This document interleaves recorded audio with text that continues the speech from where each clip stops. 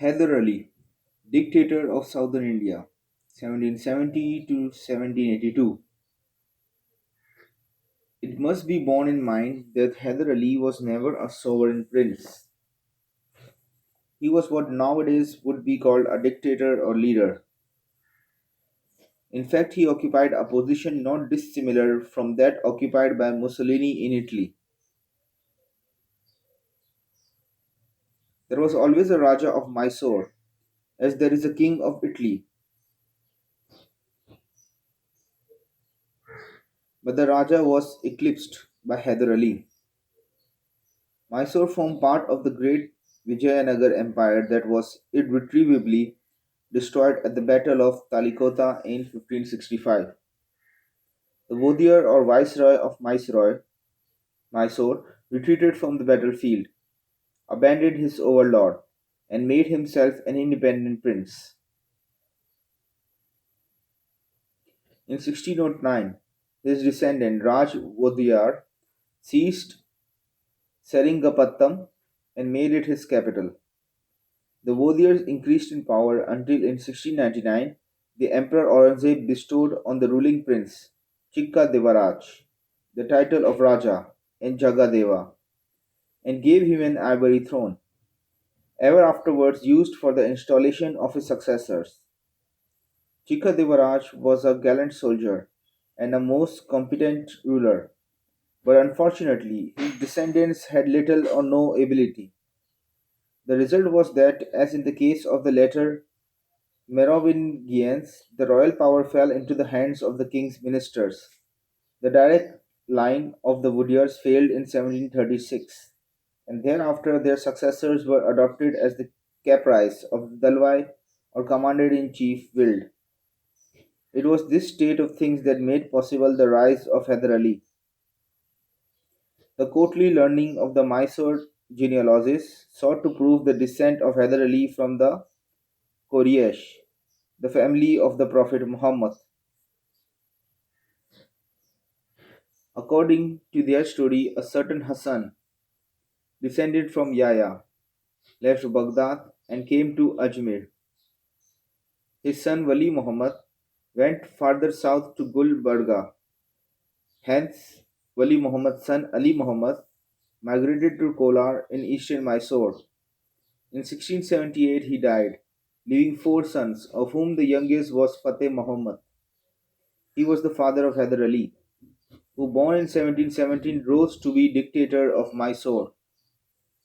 In 1749, Hyder obtained employment in the Mysore army through the influence of his eldest brother Shehbaz, who had risen from the ranks to a command of 1200 men. Hyder was absolutely fearless, and his courage soon attracted the notice of Nanjaraj, the Mysore chief minister, who gave him his first promotion. The young soldier went with the Mysore force to help Nasir Jung, who had seized the throne left vacant by the great Nizam of Hyderabad. Nasir Jung was defeated by the French and then treacherously murdered. The Mysore troops retreated, but in the confusion, Hyder Ali contrived to seize part of Nasir Jung's treasure and thus skillfully founded his own fortunes. He collected some 1500 cavalry and 3000 infantry and took into his service as a secretary a Deccan Brahmin named Khanderao. In 1755, he was raised to the governorship of Dindigul, which he at once converted into a powerful arsenal with the help of French officers from Pondicherry. At this time, he conceived an immense liking for the French that never left him. In 1757, the new Nizam, Salabat Jung, accompanied by his French advisor M. de Bussy, marched on Mysore to collect tribute. Nanjaraj, though hampered by the hostility of his brother Devaraj, still contrived, by plundering the temples, to buy of Salabat Jung with a payment of 18 lakhs. No sooner had the Nizam gone than the Marathas, led by the third Peshwa in person, Balaji Wazira appeared. They were bought off by a payment of 5 lakhs in cash and the mortgage of several valuable districts. These payments emptied the Mysore treasury, and the unpaid troops mutinied. Nanjraj sent for Hyder Ali. Khanderao, at his orders, examined carefully the military accounts, reduced the demands of the mutineers to a reasonable figure, and disbanding 4,000 men, paid the rest by plundering the property of their leaders.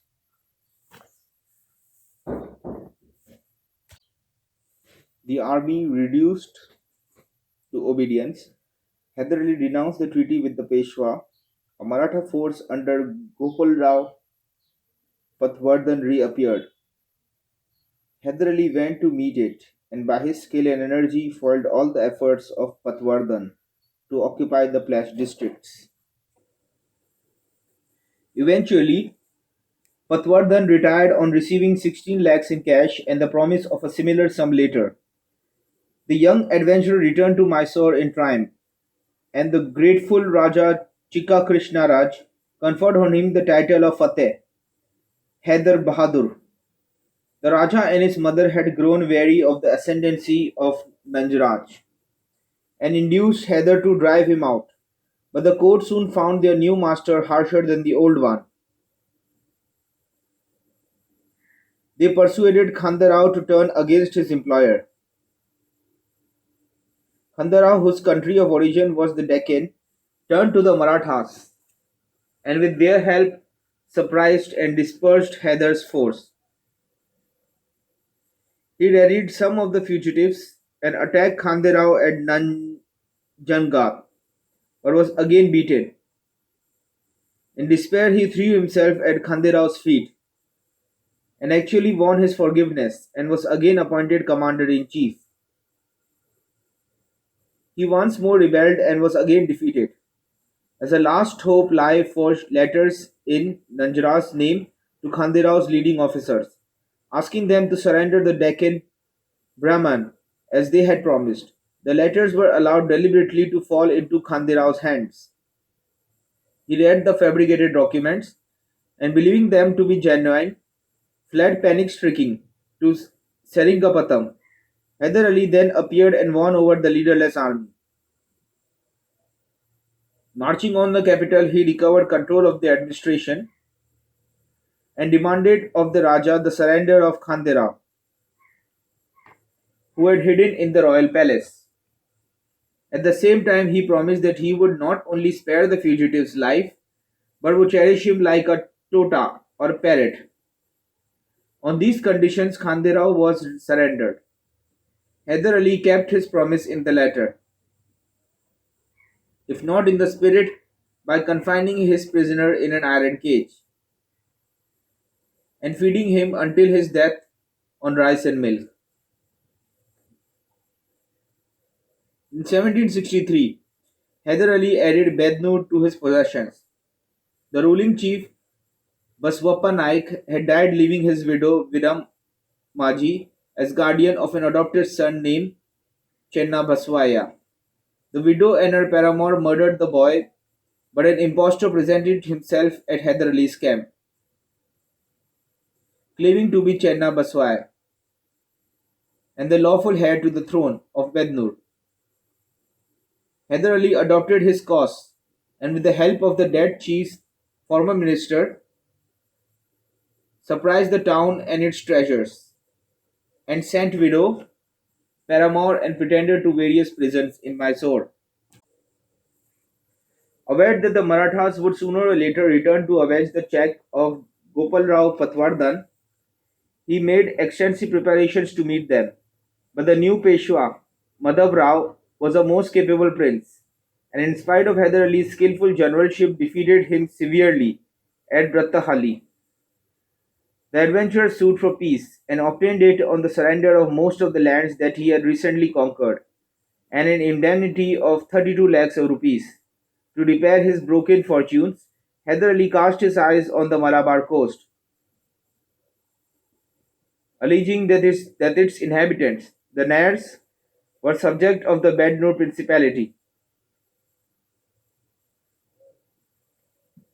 A legend ran that the whole court was once ruled over by a viceroy of the Chera dynasty. In AD 825, the last viceroy turned Muslim and resolved to go to Makkah. Before going, he divided his lands among his principal chiefs. To the ruler of Kolatri, he left his regalia and the northern part of his territory. To the ruler of Travancore, the southern part, and to the chief of Perimattappa, Cochin, and to the Zamorin of Calicut, he gave his sword, and as much country as the crow of a cock could he herd over. The chief, the chief of Kolatri supported Haidar Ali, but the Nairs resisted the invader vigorously and only submitted after a fierce struggle. Haidar Ali ensured against further rebellions by deporting them wholesale to the Mysore plains, where most of them died of hunger. Haidar Ali had hitherto fought Indian princes from 1767 to 69. He was engaged in a war against the English of Madras and their ally, Muhammad Ali, the Nawab of Arcot. The Nizam of Hyderabad, Nizam Ali, had at first joined the English, but he soon changed sides and joined Hyder Ali. The opposing armies fought a number of actions without any decisive result. The English won a hard-fought battle at Trinomales, but Hyder Ali's activity enabled him to overrun and lay waste a large extent of territory, thus cutting off the supplies of the more slowly moving English forces. Near Erode, he and his general Faizullah Khan overwhelmed an English detachment under Captain Nixon. The recovery of such districts as the English had won followed, and Hyder Ali marched to within 5 miles of Madras. This daring move was completely justified by its success. The Madras government sued for peace and entered into a defensive alliance with Mysore, both sides restoring their recent conquests. No sooner had Hyder Ali imposed an advantageous treaty on the Madras government than he had again to face a Maratha invasion. In 1767, the Peshwa Madhav Rao had extorted from him 35 lakh of rupees. In 1769, the Peshwa demanded a crore or 10 million rupees as indemnity. Hyder Ali called on his allies, the Madras government, to assist him, but they sent him nothing but fair promises. Madhav Rao's advancing troops carried everything before them, including the fort of Nijayagul, the only place indeed that resisted. He would probably have succeeded in completely humbling Hyder Ali had not consumption, the hereditary sickness of his family, compelled his return to Pune.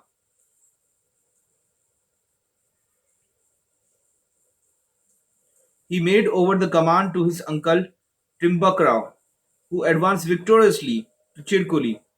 There, the Marathas inflicted so severe a defeat on the Mysore troops that had they pushed on at once to Seringapatam, they might well have taken it.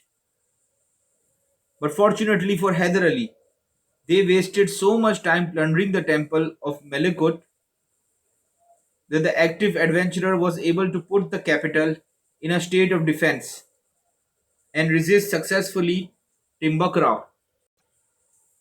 When at last he besieged it, both sides became wary of the struggle, and the Marathas accepted 15 lakhs in cash and a promise of another 15 lakhs later as the price of their withdrawal. Hyder Ali vented his ill temper on his unfortunate master, the Raja Nanjraj, who had succeeded his father, Chikka Krishna Raj, in 1766, charging him with having made secret overtures to the Marathas. Hyder Ali had the young prince strangled.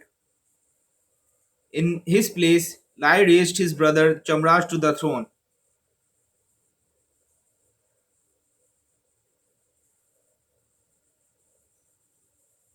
Political events in Pune enabled Haidar Ali to recover the districts pledged to the Marathas for the second 15 lakhs and also to make himself master of Korch. The able and gallant Peshwa, mother of one, died in 1172. His younger brother Narayan Rao succeeded him, but in the following year he was murdered by his guardsmen, incited thereto as it was supposed by the Peshwa's uncle, Rajunath Rao. The latter assumed the Peshwaship, but his claim was frustrated by the birth of Narayan Rao's posthumous son, Madhava Rao II. Rajunath Rao would not give up his title and to secure Haidar Ali's help, Lai connived at his recovery of the districts won back by Madhav Rao I and reduced the tribute payable by Mysore to 6 lakhs a year. Safe from Maratha interference, Haidar Ali overran Koch, a thickly wooded province on the edge of the Sayadris. Since his conquest of Bednur, Haidar Ali had claimed a sovereignty over Kurch. A disputed succession enabled him to make his claim effective. In 1770, Lingaraj, one of the claimants, asked for the dictator's help. He was not free to act until 1773. Intriguing with both claimants, Haidar Ali reached Markara, the capital, unopposed. One of the claimants, Devappa, fled but was caught and imprisoned in Seringapatam. To the other, Haidar Ali gave the principality as a feudal appanage of Mysore. Then, marching through the passes of the Sayadris, he completed the subjugation of Malabar. In 1716, the young Raja Chamrat died. Although he despised the royal house, Haidar Ali resolved to continue it as a political necessity. To find a successor to Chamraj, who had left no son, but the dictator had recourse to the following expedient. He collected the youngest children of the royal family and then threw in front of them a variety of toys and trinkets. One of the children, also called Chamraj, seized a dagger, attracted no doubt by its jeweled handle. Haidar Ali declared that this act proved the child's capacity for kingship and made the late sovereign's widow adopt the little boy as her son.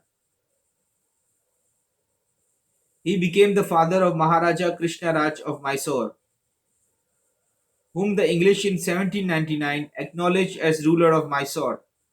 He reigned for 68 years, dying in 1868. The year 1776 witnessed one of Haidar Ali's most brilliant campaigns. The Palegar or Hill Baron of Bellary, a petty chief under the Nizam of Hyderabad, suddenly renounced his allegiance to his sovereign and asked the help of Mysore. The Nizam sent a French officer, Lally, to besiege Bellary, but Hyder Ali by forced marches reached the town in 5 days, entered the fort, surprised the attacking party, and all but captured Lally, who escaped with difficulty to Hyderabad. From Bellary, the dictator marched 60 miles eastwards to the fortress of Gutti, the headquarters of Murari Rao Gorpadi. He was the descendant of Santaji Gorpade, the commander-in-chief of Shivaji's son, King Rajaram. Thinking that his master would be taken inside Jinji fort by the Mughals, Santaji had, without orders, seized the stronghold of Gutti in the valley of the Tugabhadra. Thereafter, he and his descendants had ruled there as independent princes. Hyder Ali, however, claimed to levy tribute from Murarai on behalf of the Raja of Mysore. Murari Rao rejected the demand but was at last forced to surrender through want of water. Hyder Ali sent the Marathas family to Seringapatam, but he imprisoned Murari Rao in Kabaldrak, where he soon afterwards died. Nor was Hyder Ali less successful in checking the advance of a new Pune army sent by the regent, Nana Fadnavis, to punish him for allying himself to the pretender Rajunath Rao, who caused the English in Bombay were supporting. with the Marathas marched a considerable contingent from Hyderabad.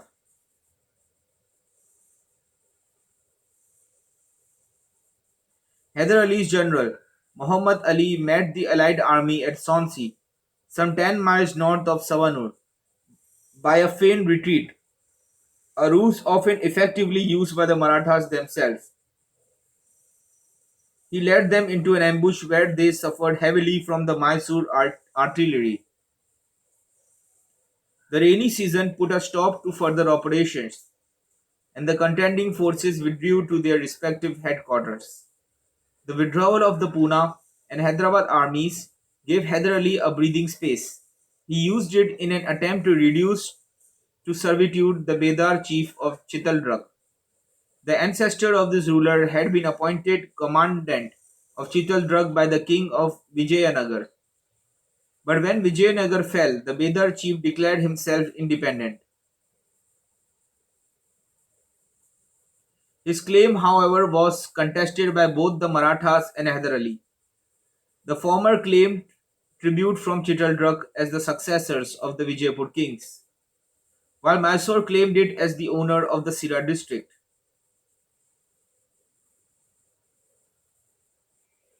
When Sira had been held by the Mughals, the Bedar chief had, it appeared, paid them tribute. When Hyder Ali attacked Chitaldrug, the Bedar chief appealed to the Marathas and defended himself gallantly while they marched to his aid. During the cold weather of 1777 to 78, the regent and his ministers sent 60,000 horse and foot under Hari Balal Phadke and Parasharambhau Pratwardhan to relieve Chitaldrug. Hyder Ali, on their approach, raised the siege in return for a cash payment and a vague promise of military support in the future. As he marched to meet the Marathas, Hyder Ali, with the help of Bajirao, a Brahmin, and a connection of Rajuratna, contrived to bribe several of the Maratha leaders. The most important of these was Manaji Shinde, a very brave Maratha soldier who had been acclaimed by his troops as Phadke or the Gallant. He received 6 lakhs and undertook to desert with his men at the first general action. But Vardhan heard of Shinde's treachery just before Hyder Ali attacked him near the Tungabhadra. But Vardhan at once cut the traitor's division to pieces before it could change sides, Shinde escaping with only 30 horsemen. But Vardhan then broke off the action. On inquiry into the conspiracy, he found so many of his other officers involved that he no longer dared continue his march. He retired to Pune, harassed all the way by the Mysore light cavalry. On his enemy's retirement, Hyder Ali reduced all the country between the Krishna and rivers and took, after a long siege, the fortress of Darwar on the edge of the Marathi-speaking Deccan. He then remembered the chieftain of Chitaldrug, who not unnaturally had not sent him any help against the Marathas. The Bedar resisted heroically, but a band of 3,000 Muslim mercenaries in his pay went over to Hyder Ali and made any further defense impossible. The chief surrendered and was imprisoned with his family in Seringapatam. Hyder Ali transplanted 20,000 Bedars to lands near the capital. All the Bedar boys whom he captured, he converted to Islam and turned them into Janissaries under the name of Chela battalions. The next victim of the dictator's land hunger was the Nawab of Kadapa. Against him, Hyder Ali sent his brother-in-law Ali Raza Khan, and after the capture of Chitaldrug, joined his lieutenant in person. Kadapa was well defended by its Afghan cavalry, but eventually yielded to superior forces. Hyder Ali spared the life of the Nawab, but forced him to give him in marriage his beautiful sister, Bakshi Begum.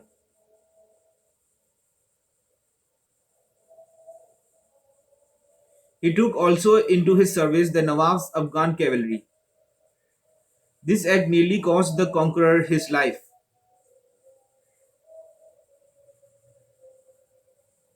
80 Afghan troopers, burning with hatred, tried one night to murder him in his tent. They cut down his guards, but the lucky dictator escaped. The mutinous Afghans were killed or executed.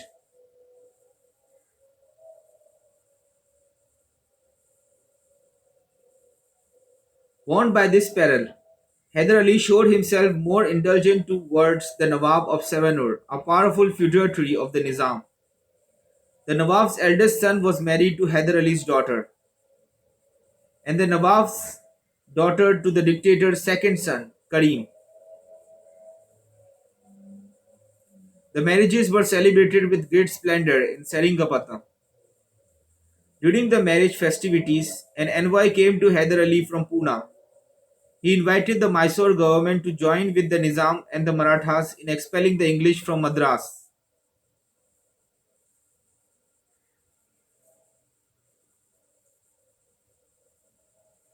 In 1778, a Bombay army had marched on Pune to install Raghunath Rao as Peshwa, but had been forced to capitulate at Vadgaon.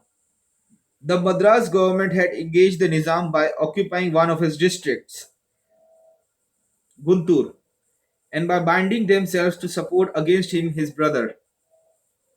Basalat Jung. Haidar Ali was angry with the English because, in spite of their alliance, they had steadily refused to send him any support against the Marathas,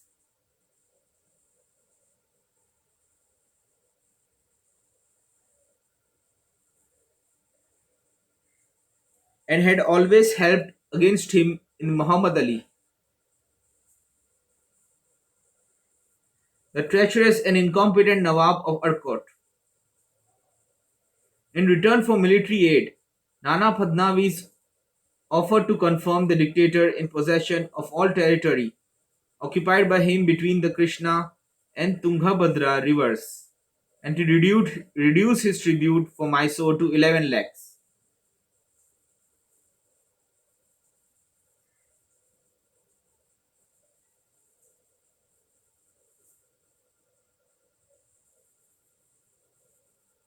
Haidar Ali and the Nizam both joined the alliance. The Nizam did little, but Haidar Ali's attack was of the most formidable kind. In July 1780, he marched on Madras with an army of 83,000 men.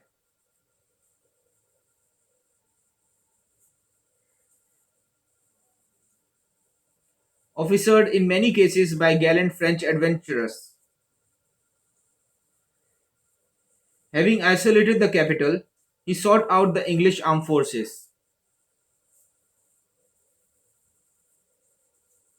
On September 10, he surprised a detachment of 3,700 men commanded by Colonel Bale, and after a hard-fought battle forced it to surrender.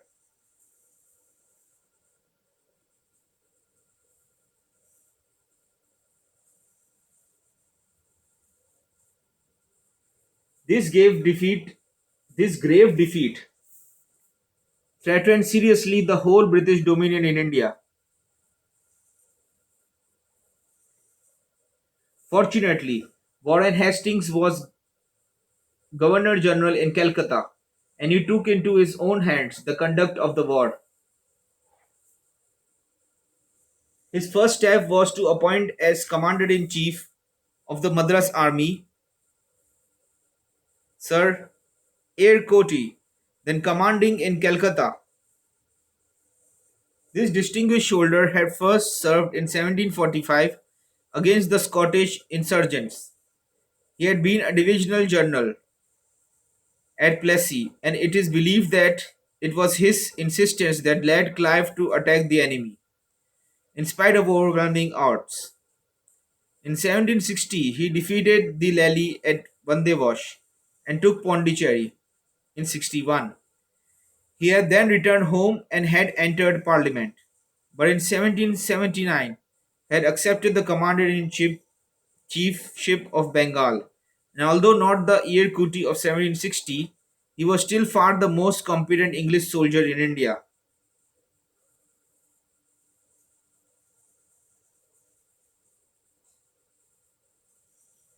At the same time,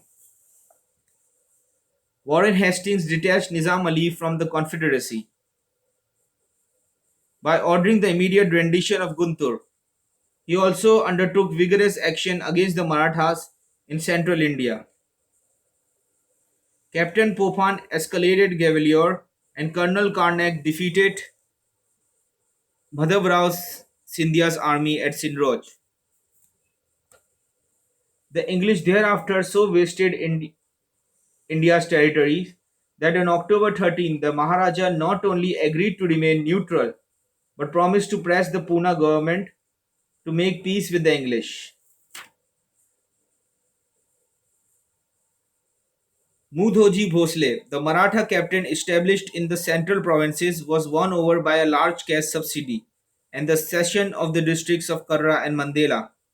The Pune government waited to see how Haidar Ali was faring before they took definite steps. Kute had won several actions against Mysore, but had also suffered some reverses. His most successful battle was at Porto Novo. For some months previously, he had lost the initiative owing to the sudden appearance of the French fleet of Madras.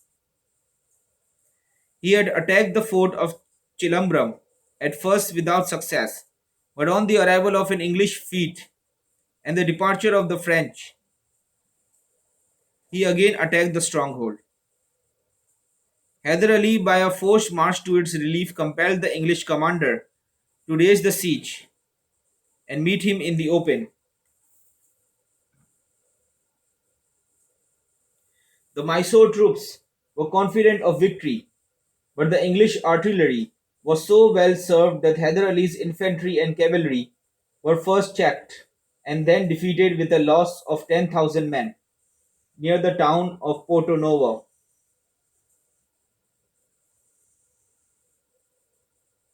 That gave its name to the battle. This victory enabled Kute to effect a junction with reinforcements from Bengal to raise the siege of Vandevash and capture the stronghold of Tirap Asur. On August 27, Hyder Ali again attacked the English on the very spot where he had in the previous year overwhelmed Colonel Bale. This time, the English were more numerous and also better led and equipped, and Hyder Ali was forced to retire.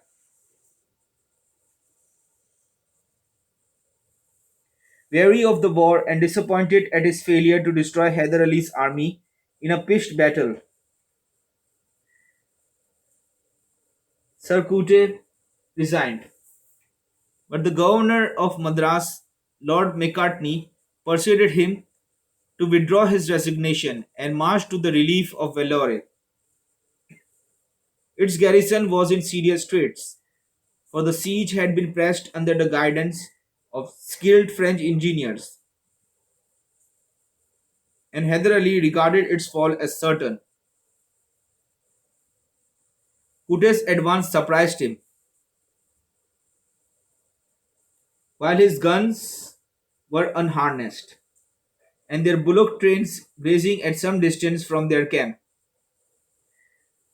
Hyder Ali rallied his troops with great rapidity, but after the loss of 5,000 men, he was obliged to abandon the siege and withdraw from the field.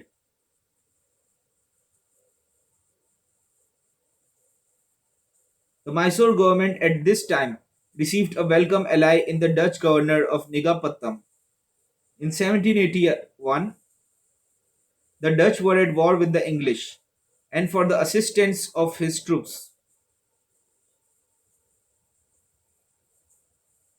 Hyder Ali offered the Dutch governor the English district of Nagur, then in Mysore occupation. Colonel Braithwaite was detailed to crush this combination, But after taking Nagur and storming Negapatam, he was surprised by Hyder Ali's heir, Tipu Sultan, his little army destroyed and he himself taken prisoner.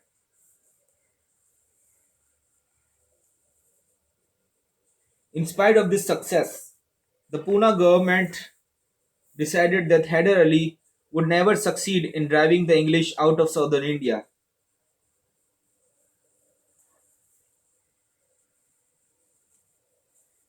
And on May 17, 1782, the regent Nana Padnavis signed with them the Treaty of Salbai.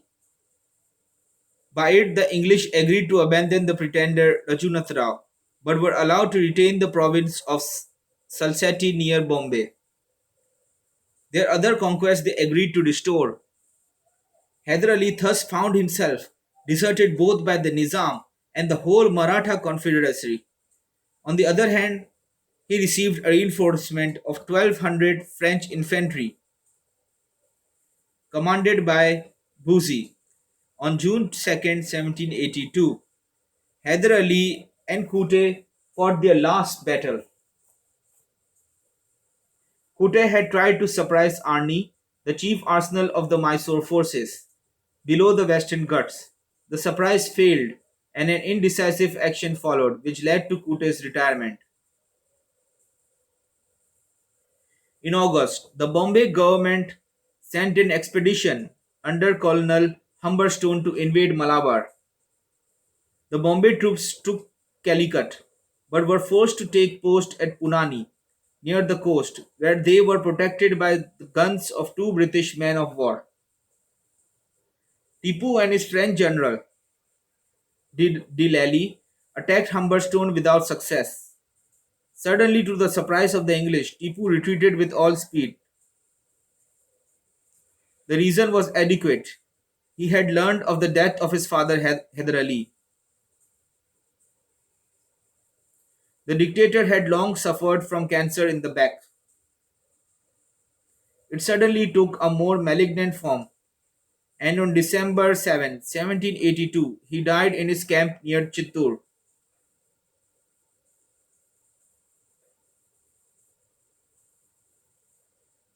It is impossible to deny the greatness of Hyder Ali, a penniless adventurer.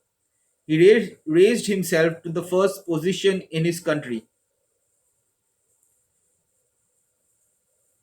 and made Mysore greater than it has ever been before or since. Illiterate, he yet restored the finances of his country and left to his successor a full treasury and an efficient army.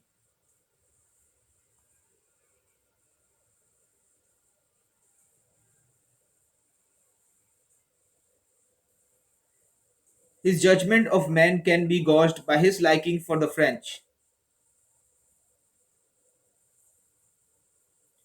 who rendered him the most valuable services both as officers and engineers.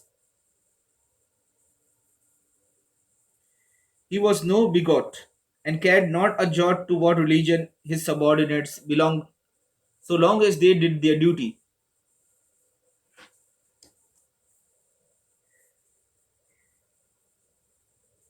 He would gladly have been allies of the English, and had he met Warren Hastings, those two great men would probably have become fast friends.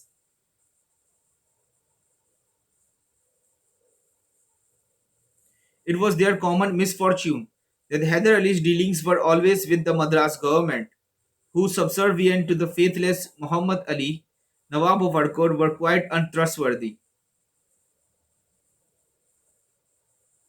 I shall conclude by copying a few of the great adventurous reflections recorded by Wilkes. I have committed a great error. I have purchased a draught of country liquor at the price of a lakh of pagodas. Between me and the English there were grounds for mutual dissatisfaction, but no sufficient cause for war, and I might have made them my friends in spite of Muhammad Ali. the most treacherous of men. The defeat of many ballets and breathwits will not destroy them. I can ruin their resources by land, but I cannot dry up the sea. I ought to have reflected that no man of common sense will trust a Maratha, and that they themselves do not expect to be trusted.